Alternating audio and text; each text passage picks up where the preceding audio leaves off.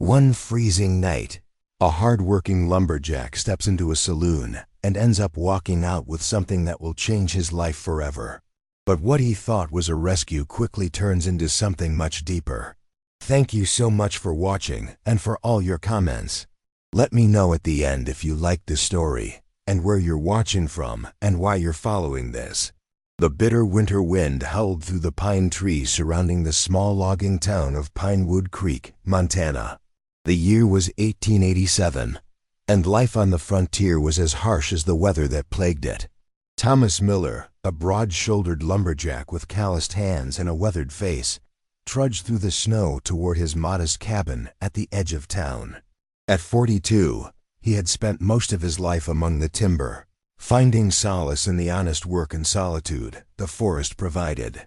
As he passed by Mary's saloon, the only establishment still lit at this late hour, a commotion caught his attention. Even from outside, he could hear Eliza Watson's drunken voice rising above the piano music. Eliza was known throughout Pinewood Creek for her drinking and unpredictable behavior since her husband had died in a logging accident 2 years prior. $7. That's my final offer for the girl. Eliza slurred, slamming her empty glass on the counter. Can't feed her no more.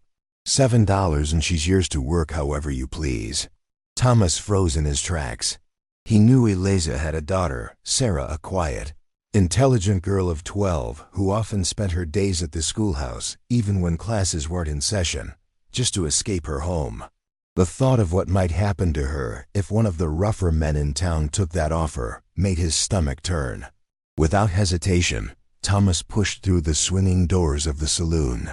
The warmth inside was a stark contrast to the frigid night air, but the atmosphere was anything but welcoming. Several men had gathered around Eliza, some looking uncomfortable, others considering her proposition with unsettling interest. "I'll take that offer," Thomas said firmly, pulling $7 from his pocket, nearly half his week's wages. The room fell silent as he placed the money on the counter. "Where is Sarah now?" Eliza squinted at him through bloodshot eyes. "Out back. Told her to wait there." She snatched the money and shoved it into her dress pocket. "She's your problem now, Miller." Thomas didn't wait for another word. He moved quickly through the saloon and out the back door, where he found Sarah huddled against the wall, her thin coat hardly protection against the biting cold. Her face was tear-streaked but composed, as though she had long ago learned that crying accomplished nothing. "Sarah," Thomas said gently, kneeling down to her level. "I'm Thomas Miller. I work with the logging company." "I know who you are, Mr. Miller," Sarah replied, her voice surprisingly steady. "You built the new shelves for our schoolhouse last spring." Thomas nodded, surprised she remembered. "Your mother. She can't take care of you right now. Would you come with me? I have a warm cabin and plenty of food." Sarah studied his face carefully, her young eyes revealing a wisdom beyond her years. "Are you buying me to work for you, Mr. Miller?" The question broke Thomas's heart. "No, child. I'm helping you because it's the right thing to do. You'll have a safe place to stay, and you can keep going to school. That's all." After a moment's consideration, Sarah nodded and stood, clutching a small cloth bag that presumably contained her few possessions. "Thank you, Mr. Miller." As they walked through the snow toward his cabin, Thomas felt a mixture of anger and determination. He had lived alone since his wife Catherine had died in childbirth 8 years ago, taking their infant son with her. He had no experience raising a child, especially not a girl approaching her teenage years. But he knew he couldn't have left her to whatever fate awaited at the hands of anyone else in that saloon. "Are you hungry?" he asked as they approached his cabin. "Yes, sir," Sarah admitted quietly. "I haven't eaten since yesterday morning." Thomas's jaw tightened, but he kept his voice gentle. "We'll fix that right away." Inside the cabin, Thomas quickly stoked the fire in the small iron stove and put on a pot of stew he had prepared the day before. Sarah stood awkwardly by the door, taking in her new surroundings with cautious eyes. "You can put your things over there," Thomas said, gesturing to a small room off the main living area. "It's not much, but it's private. Used to be my workshop, but I can move those tools to the shed out back tomorrow." Sarah moved hesitantly toward the room, peering inside before setting her bag down. "Mr. Miller, why did you really buy me from my mother?" Thomas paused his work at the stove, choosing his words carefully. "I didn't buy you, Sarah. I paid your mother to ensure you'd be safe. There's a difference. No person should ever be bought or sold. But why me? You don't even know me." Thomas sighed, the weight of memories pressing down on him. "I know what it's like to lose everything. And I know that sometimes people need a helping hand to get through the worst times." He stirred the stew, avoiding her gaze. "You deserve better than what was happening in that saloon tonight." As they ate their late supper in silence, Thomas watched Sarah slowly relax, the warmth and food bringing color back to her cheeks. He didn't know what tomorrow would bring or how he would manage raising this child, but he knew with absolute certainty that he had made the right decision tonight. The following morning, Thomas woke before dawn, as was his habit. For a disorienting moment, he forgot about the events of the previous night until he heard the soft sound of breathing from the adjacent room. Reality came flooding back. He was now responsible for a young girl's welfare. He moved quietly, stoking the fire and preparing a simple breakfast of oatmeal and dried apples. As he worked, he contemplated the changes needed to make his bachelor's cabin suitable for Sarah. The workshop-turned-bedroom would need a proper bed, not just the pile of blankets he'd hastily arranged last night. She would need clothes, school supplies, and countless other things he'd never had to consider before. Sarah emerged from her room as the smell of breakfast filled the cabin. Her hair was neatly combed, and she had clearly attempted to smooth the wrinkles from her worn dress. "Good morning, Mr. Miller," she said formally, hovering uncertainly near the doorway. "Good morning, Sarah. Sleep well?" "Yes, sir. Better than I have in a long time." Thomas gestured to the table. "Breakfast is almost ready. Then I thought we might go into town to speak with Sheriff Davis about making arrangements official, and to get you some necessities." Sarah's face paled slightly. "Will I have to see my mother?" Thomas paused, weighing his response. "Not today, if you don't want to, but eventually we'll need to sort things out properly." They ate in relative silence until Sarah unexpectedly spoke up. "My mother wasn't always like this, Mr. Miller. Before my father died, she used to sing all the time. She taught me to read when I was very young." Thomas nodded, seeing the child's need to defend her mother despite everything. Grief can change people in ways they never imagined. "It's not your fault, Sarah. None of this is." After breakfast, they bundled up against the cold and headed into town. The morning was bright and clear, the sun glinting off the fresh snow. Several townspeople stopped to stare as they passed, news of the previous night's events having already spread through Pinewood Creek with typical small-town efficiency. At the sheriff's office, Thomas explained the situation while Sarah waited on a bench outside. Sheriff Davis, a practical man with a strong sense of justice, listened carefully. "What you did was admirable, Thomas, but legally complicated," the sheriff said, stroking his mustache thoughtfully. "Eliza Watson is still the girl's mother, regardless of that disgraceful display last night. However, given the circumstances, I can help arrange temporary guardianship for you, at least until a judge comes through in the spring. I want to make sure she's safe, Davis, that she never has to go back to that situation." The sheriff nodded. "I've been meaning to have a serious talk with Eliza for some time now. This might be the wake-up call she needs to get herself straight. Or it might give us the grounds to make a more permanent arrangement for the girl's welfare." With the initial legal matters addressed, Thomas and Sarah continued to Martha's General Store. The proprietor's wife, Martha Simmons, a kind-hearted woman with grown children of her own, immediately took Sarah under her wing. "That poor child, thin as a rail," Martha whispered to Thomas as Sarah examined a shelf of books. "You're doing a good thing, Thomas Miller. Don't let anyone tell you different." With Martha's help, they selected several dresses, a warm coat, sturdy boots, and various personal items Sarah would need. Thomas didn't flinch at the cost, though it represented nearly all his savings. When Martha slipped extra ribbons and a small hand mirror into their packages without adding them to the bill, Thomas pretended not to notice, but nodded his thanks. As they walked back through town with their purchases, Sarah suddenly stopped in front of the schoolhouse. "Will I still be able to attend school, Mr. Miller? I don't want to fall behind." "Of course," Thomas assured her. "Education is important. My Catherine, she was a teacher before." He trailed off, surprised at himself for mentioning his wife. He rarely spoke of her to anyone. "Before what, Mr. Miller?" Sarah asked quietly. Thomas took a deep breath. "Before she died. My wife passed away 8 years ago."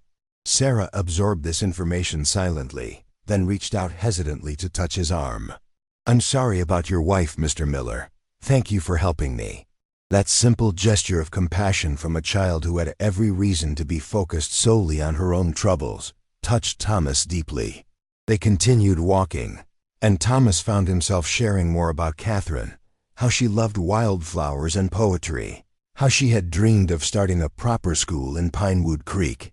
Back at the cabin, Thomas spent the afternoon moving his woodworking tools to the shed and building a simple but sturdy bed frame for Sarah's room. The physical labor was familiar and comforting, allowing him time to process the dramatic change in his life. Sarah, meanwhile, had taken it upon herself to clean the cabin, scrubbing the floors and organizing the kitchen with a practiced efficiency that spoke volumes about her life with Eliza. When Thomas came inside for dinner, he found the cabin tidier than it had been in years, and a pot of simple stew bubbling on the stove. "You didn't have to do all this," he said, looking around in surprise. "I want to help," Sarah replied. "I can cook and clean. I've been doing it at home since I was 8. Thomas felt a mixture of gratitude and sadness at her words. "I appreciate it, Sarah, but you're a child. Your main job should be school and, well, being a child." Sarah looked genuinely confused. "But if I don't help, why would you want to keep me?" Thomas knelt down to meet her eyes. "Sarah, I'm not keeping you because of what you can do for me. You're welcome here regardless. Do you understand?" The concept seemed foreign to her, but she nodded slowly. That night, after Sarah had gone to bed in her new room, Thomas sat by the fire and wrote a letter to his sister in Pennsylvania, explaining the situation and asking for advice on raising a young girl. As he wrote, he realized with some surprise that despite the challenges ahead, for the first time in 8 years, his cabin felt like a home again, as February gave way to March. Life settled into a new routine for Thomas and Sarah. Each morning, Thomas would rise early to prepare breakfast before heading to work with the logging crew, while Sarah attended school. In the afternoons, Sarah would complete her schoolwork at the kitchen table before Thomas returned home, when they would prepare dinner together. The arrangement wasn't without its challenges. Thomas had no experience with raising a child, let alone a young girl entering her teenage years. There were awkward conversations and misunderstandings, but both made genuine efforts to adjust to their new circumstances. What Thomas hadn't anticipated was the town's reaction. While many, like Martha Simmons and Sheriff Davis, supported his decision to take Sarah in, others viewed the situation with suspicion. Whispers followed him at the lumber mill, and in town a single man raising a young girl raised eyebrows, regardless of the circumstances. "Don't pay them any mind," advised Frank Reynolds, Thomas's closest friend among the Lumberjacks, as they worked side by side one morning. "People always need something to talk about. They'll find new gossip soon enough." Thomas nodded but remained troubled. "It's not me I'm worried about, Frank. It's Sarah. She's been through enough without having to deal with rumors. How is the little lady adjusting?" Frank asked, wiping sweat from his brow despite the lingering chill in the air. "Better than I expected," Thomas admitted. "She's smart as a whip. Her teacher, Miss Abernathy, says she's the best student in the school, despite everything. But she still has nightmares. And she's too serious for a child her age, always trying to earn her keep." Frank nodded thoughtfully. "Time, Thomas. Some wounds take time." Meanwhile, Sarah was facing her own challenges at school. Most of her classmates were kind, but some, having heard their parents gossip, treated her differently. During lunch one day, as Sarah sat alone with her book, Emily Prescott, the daughter of the town's banker, approached with 2 of her friends. "My mother says it's improper for you to be living with Mr. Miller," Emily said loudly enough for others to hear. "She says only bad girls get sold by their mothers." Sarah kept her eyes on her book, her knuckles whitening as she gripped the pages. "He probably only took you in because he needed someone to clean his dirty cabin," another girl added with a snicker. "Mr. Miller is a good man," Sarah finally responded, her voice quiet but firm. "And my mother is sick, not bad. She doesn't know what she's doing sometimes." "My father says she knows exactly what she's doing," Emily retorted. "He says she's a disgrace to the town." Sarah stood abruptly, gathering her things. "Your father might be right about that," she said, surprising the girls with her honesty. "But Mr. Miller is helping me, and that makes him better than people who just talk about others' troubles." She walked away with her head held high, but once alone behind the schoolhouse, she allowed herself a few tears. She didn't want to be a burden to Thomas, didn't want to make his life more difficult with her presence. The thought of returning to her mother's care terrified her, but she wondered if Thomas would grow tired of the gossip and responsibilities she brought into his life. That afternoon, when Sarah returned to the cabin, she was unusually quiet. Thomas noticed immediately, but didn't press her. As they prepared dinner, he instead told her stories about the forest, about the different types of trees and animals he encountered in his work. Gradually, he saw her shoulders relax and a small smile return to her face. After dinner, as they sat by the fire, Sarah finally spoke of what was bothering her. "Some of the kids at school said things today, about my mother, about me living here with you." Thomas set down the piece of wood he had been carving. "People often fear what they don't understand, Sarah. They fill in the blanks with their own stories. They said I'm a burden to you, that you only took me in because you needed someone to clean for you." She hesitated, then added in a smaller voice, "Maybe they're right. Your life was simpler before me." Thomas moved to sit beside her. Simpler, yes, but not better. He chose his next words carefully. "After Catherine died, I thought the emptiness in this cabin was just something I had to accept. I never expected to have a family again. But having you here has reminded me what it means to have a purpose beyond just surviving day to day." Sarah looked up at him, her eyes searching his face for sincerity. "Really?" "Really," he confirmed. "Now I won't pretend it's always easy. We're both learning as we go. But never think you're a burden, Sarah. You're not." A week later, the situation with Eliza Watson came to a head. Thomas was working at the lumber mill when Sheriff Davis arrived, his expression grave. "Eliza's been found unconscious at her home," he informed Thomas quietly. "Doc Wilson says it's the drink. He's not sure she'll pull through this time." Thomas set down his tools immediately. "Does Sarah know?" "Not yet." "Thought you should be the one to tell her." Thomas nodded grimly. "I'll fetch her from school." The walk to the schoolhouse was one of the longest of Thomas's life. How could he tell this child, who had already endured so much, that her mother might be dying? Despite Eliza's failings as a mother, Thomas knew that Sarah still loved her, still hoped for her recovery.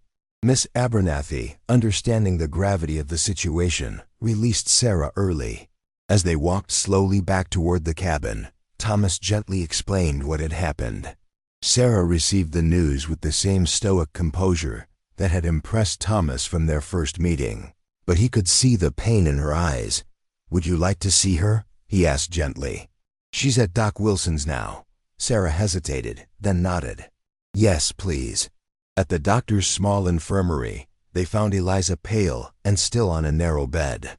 Doc Wilson took Thomas aside while Sarah approached her mother. "The damage to her liver is extensive," the doctor explained quietly. "If she survives, she needs significant care, and she'll never be able to touch another drop of alcohol." Thomas nodded, watching as Sarah tentatively took her mother's hand. The contrast between the child's clean, neatly braided appearance and her mother's disheveled state was striking. In just a few weeks with Thomas, Sarah had blossomed, regaining the childhood that had been slowly slipping away under Eliza's neglect. "I'll do whatever's needed to help," Thomas told the doctor. "For Sarah's sake." That evening, after a somber dinner, Sarah surprised Thomas by asking a question that had clearly been weighing on her mind. If my mother dies, what happens to me? The directness of the question caught Thomas off guard, but he knew she deserved honesty. Well, I've been thinking about that. If you're agreeable, I'd like to adopt you properly. Make you legally my daughter. Sarah's eyes widened. Even if my mother recovers? Even then, Thomas confirmed. Eliza will need time to heal, both her body and her mind. And you deserve stability, Sarah. A real home.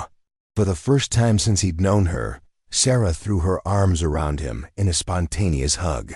Thomas, after a moment of surprise, returned the embrace, feeling a protective love he hadn't experienced since the loss of his wife and unborn child. Thank you, Sarah whispered against his shirt. Thank you for saving me. Thomas felt his throat tighten with emotion. We're saving each other. Sarah, we're saving each other. Spring arrived in Pinewood Creek with a rush of melting snow and fresh green buds on the trees.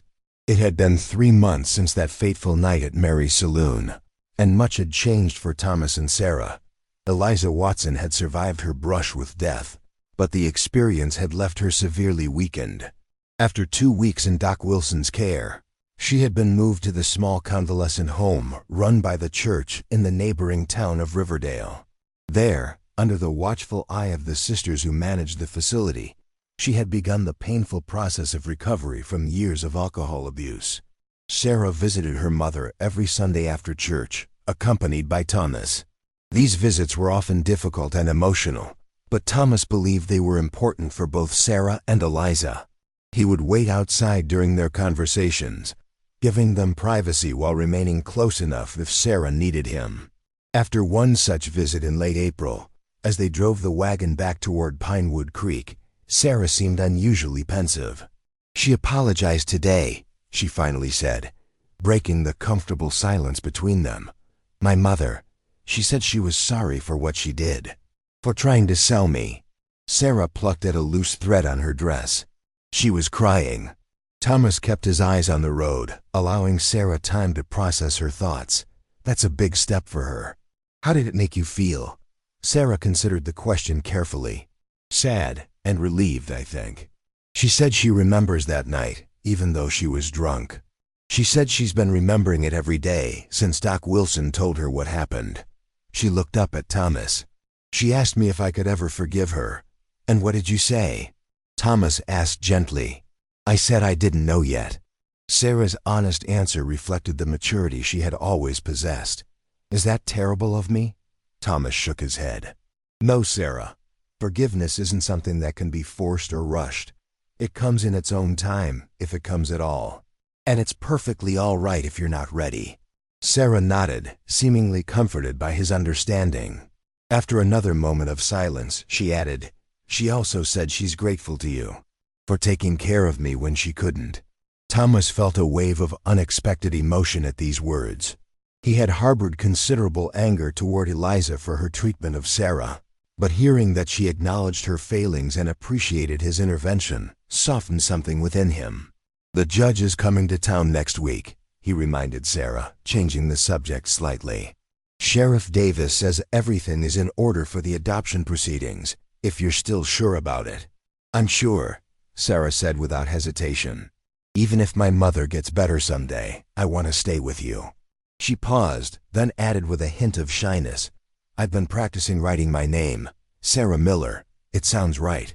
Thomas smiled, his heart full. It does sound right. The following Saturday, the town gathered for its annual spring festival. For the first time, Thomas and Sarah attended together, as a family. The change in public opinion had been gradual but significant. As the truth about Thomas's actions spread and as people witnessed the positive change in Sarah, the whispers had largely subsided, replaced by community support. Martha Simmons had organized a quilting circle to create a special quilt for Sarah's bed. Frank Reynolds and some of the other lumberjacks had built a proper bookshelf for her growing collection of books. Even Miss Abernathy had taken a special interest in Sarah's education, providing additional reading materials and encouraging her obvious academic talents.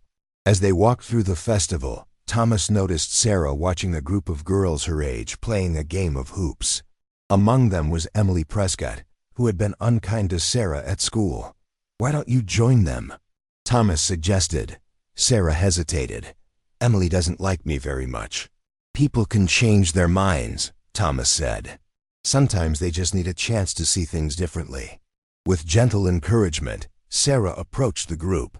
Thomas watched from a distance as there was a moment of awkward conversation. Then Emily handed Sarah a hoop and made space for her in the circle. Soon, Sarah was laughing along with the other girls, her face alight with the simple joy of childhood play. "She's flourishing with you, Thomas," came a voice beside him. It was Reverend Parker, the town's minister who would be overseeing the adoption proceedings, alongside the visiting judge. "She makes it easy," Thomas replied, watching as Sarah successfully rolled her hoop through a narrow gap. "She's remarkable." "Yes, she is. And so is what you did for her." The Reverend paused, then added, "I visited Eliza yesterday at the convalescent home. She asked me to give you a message. She said she's signing the adoption papers without contest. She believes Sarah belongs with you now." Thomas felt a complex mixture of emotions at this news relief, gratitude, and a surprising touch of compassion for Eliza. "Thank you for telling me. I hope she finds peace." "She's taking the first steps on a long road," the Reverend said. "But she's trying. For what it's worth, I believe her remorse is genuine." Later that evening, as the festival wound down and lanterns were lit around the town square, a fiddle player began a lively tune. Couples and families moved to the cleared space to dance. "Would you like to dance, Sarah?" Thomas asked, extending his hand formally. Sarah giggled, a carefree sound that had become more frequent in recent weeks. "I don't know how," she admitted. "Neither do I, really," Thomas confessed with a smile. "But we can learn together." And so they did, joining the other dancers in a simple circle dance that required more enthusiasm than skill. As they moved awkwardly but joyfully among their neighbors, Thomas caught sight of Sheriff Davis watching with approval, and Martha Simmons wiping a tear from her eye. 3 days later, in the town's small courthouse, Judge Holloway made the adoption official. Sarah, dressed in her best blue dress with a ribbon in her hair, stood proudly beside Thomas as the judge pronounced them legally father and daughter. The small gathering of friends who had come to witness the occasion applauded warmly. "Sarah Miller," the judge announced, "you are hereby legally adopted by Thomas Miller, with all rights and responsibilities thereof. May you both find happiness in your new family." That evening, as they sat on the porch of their cabin watching the sunset paint the sky in brilliant oranges and pinks, Sarah turned to Thomas with a serious expression. "Thank you for saving me that night," she said softly. "Not just from being sold, but from giving up hope. I didn't think anyone would ever care what happened to me." Thomas put his arm around her shoulders. "You saved me too, Sarah. I was just going through the motions of living before you came along. Now I have someone to live for." Sarah leaned against him, comfortable in the knowledge that she was home. Truly home, for the first time in her young life. And Thomas, looking out at the forest that had been his only solace for so many years, realized that his heart had finally healed enough to love again. As darkness fell and the first stars appeared in the sky, father and daughter sat in contented silence, bound not by blood, but by something equally powerful, the choice to become family to each other when both had lost so much. In the end, Thomas reflected, his impulsive decision to pay $7 in a saloon that winter night hadn't been about buying a child at all. It had been about buying a second chance for Sarah, for himself, and perhaps even for Eliza to discover what family truly means.